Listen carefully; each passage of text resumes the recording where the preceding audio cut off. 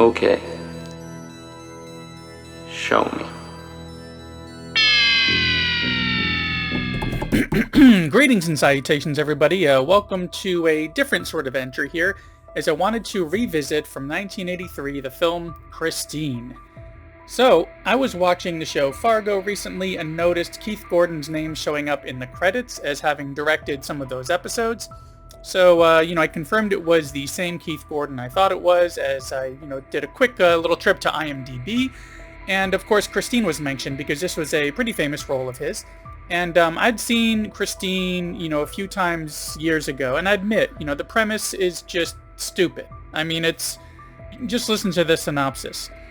A nerdish boy buys a strange car with an evil mind of its own, and his nature starts to change to reflect it. There is a longer one that goes into a whole lot more detail, but that's basically all that you really need to know, is that it's a horror movie about a car that comes to life and kills people. I mean, it's stupid. It's simply stupid, but I've thought that about ideas for other films and TV shows before, only to be proven wrong once I'd kind of gone in with an open mind to really see what they wanted to present. And by the time I'd seen this one, way back in the day, the book had already been out, it had already been kind of popular, and the movie was just hitting like home video and cable. But even back then, I remember just this premise being taken as being quite silly back in the day. Now, of course, for more information, just stick around to the end, because I'm actually going to link to two videos, not from my channel, but from another YouTuber, where he does a deep dive into the film over two videos. That should give you some more interesting, like, production-related information about the film and how everything was brought to the screen. And honestly, I do enjoy that YouTuber's work quite a bit. Anyways, as for this film and my perspective of it, I remember checking it out and enjoying it. Perhaps I'm revisiting it about, I want to say maybe 15 years ago. But then this past summer, when I kind of, got into building out more of my Blu-ray collection, seeing as some streaming services had been removing content and making it hard to track down some films, I scooped this one up on Blu-ray for pretty cheap. I believe it was at one of the places that I frequent, like whether it was Viper Video or Sound Exchange or FYE. And this was a great way to check it out. I just went in with that same open mind, and this was the best presentation I'd ever seen, since previously it had either been like on VHS or cable or maybe like a bootleg somewhere. This high resolution copy of it was definitely interesting, and it definitely pulled me right in. So when I went in with that open mind again to try to see why it is that I actually like this film despite that really strange premise, and I actually really did get into it again. I was afraid I wasn't really going to enjoy this one, revisiting it, but I absolutely enjoyed it. So, of course, it's written by Stephen King, based on his book, directed by John Carpenter. So, of course, I took to it. These are some great names involved with horror.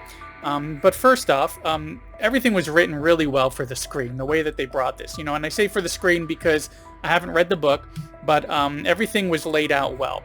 Who our leads are, their relationships, their lives in general, and they make everyone who's supposed to be relatable and likable indeed come across that way. While the antagonist, or antagonists, because the car, in my opinion, isn't the real antagonist to the story, they also come across in a way which really puts you in our lead, Artie's, into his, or Arnie, sorry, into, like, on his side about this. And where really it's like these other bullies that kind of go after him are the real antagonists to this. But, rather than it being this evil and corrupted car. And what I mean by that is that, we have these bullies that kind of pick on our lead, and they get what's coming to them, though in an overtop kind of way, of course. But the car, Christine, doesn't just randomly start killing people. That's not the kind of film that it is. It's really like a revenge story. It's almost as if the relationship between Artie and Christine, almost as if, though not sexual, it almost becomes like Christine is this jealous lover in a way. Like a jealous lover in sorts who's very protective of Artie. And of course, Artie is also extremely protective of Christine. So this, of course, distances Artie from other characters, and you see him kind of slipping. It's actually really sad the way it all comes across, because we see him kind of growing up, getting some wheels, getting some independence, getting, becoming more sure of himself. But then this obsession that he has over this car, it's almost like it's kind of possessing him in a way, and this obsession causes him to slip. We see him spiraling down, while you can see in how he's kind of done up for the film, like the makeup and everything, you can see him looking so worn out over the course of it that he's really kind of slipping, which brings me to my second point on this, which is Keith Gordon's performance. In my opinion, that's really what makes this film and sells the story 100%. His performance as he goes from those first bits of the film where he's, a bit of this nerd who you kind of feel bad for, and you're able to kind of connect with and see his point of view, to kind of evolving differently to where he's getting that sense of self and that sense of strength and being sure of himself, to then just getting obsessed and falling down so tragically as he spirals. That's what really sells the story, is how he brings that character to the screen. And along with that, of course, the other characters that come along for this, such as his best friend or his love interest in it, how his parents treat him, and so on. It really puts a layer in this film which one wouldn't expect with such a weird and really absurd premise about a killer car. As I said, though, I haven't read the book, but I hear that there are some very major differences between the book and the movie, which happens a lot, to either trim a book down to try to fit it into anywhere from a 90 to 120 minute film, or if you want to alter some aspects because you feel that some aspects of the book won't really translate well to the screen. I completely understand why they make the changes from book to film in most cases. And I have read some of King's other work, such as The Stand, It, Carrie, the short story The Body, and Shawshank, a few of the Dark Tower works. I think I've gone through the first 4 of those books. The Shining, Doctor Sleep, of course, and Salem's Lot. And I've enjoyed them all, both in how they were written as a book and then how they were kind of translated onto the screen, because I feel like they both have their pluses and minuses. As Stephen King has even said in an interview, I believe it was on the special features for Stand By Me, where he says that books and films are like apples and oranges. They're both really sweet, but they're completely different from each other.